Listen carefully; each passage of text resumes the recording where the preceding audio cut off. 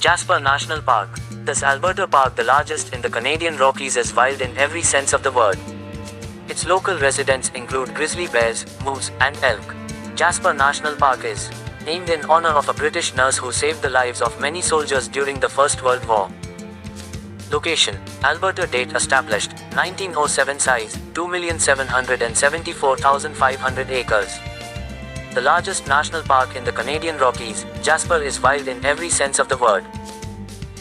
Its landscape covers an expansive region of rugged backcountry trails and mountainous terrain juxtaposed against fragile protected ecosystems as well as the world-renowned Columbia Icefield. It's also chock full of wildlife, home to some of North America's healthiest populations of grizzly bears, moose, and elk, along with thousands of species of plants and insects. Park facts.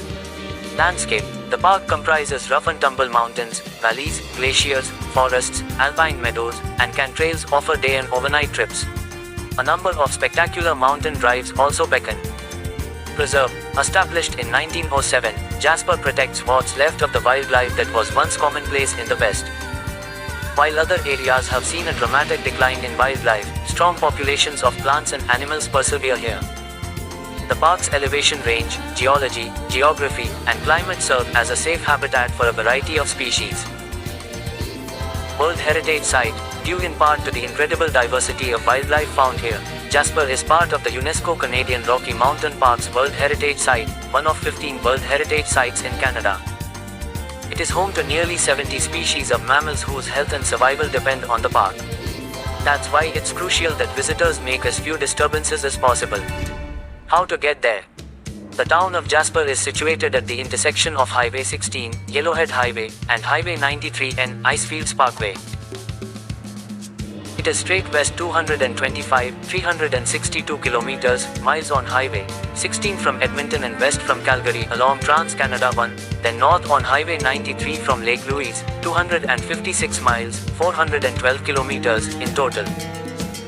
Major national and international carriers service both Edmonton and Calgary's international airports, with multiple flights arriving daily. Renting a car at the airport is the easiest way to make the trip, but rail travel to the park is also available through Via Rail in the Rocky Mountaineer. Shuttle services are available through tour operators. When to go? You can hike and bike along several trails in the park. Many of the backcountry trails were established first by wildlife, then by early travelers including First Nations people, fur traders, explorers, and adventurers. There are nearly 620 miles, 998 kilometers, of trails and 82 backcountry campsites in the park. Licensed commercial services include 3 backcountry lodges, several horse outfitters, and numerous hiking and interpretive guides. The Alpine Club of Canada manages 4 alpine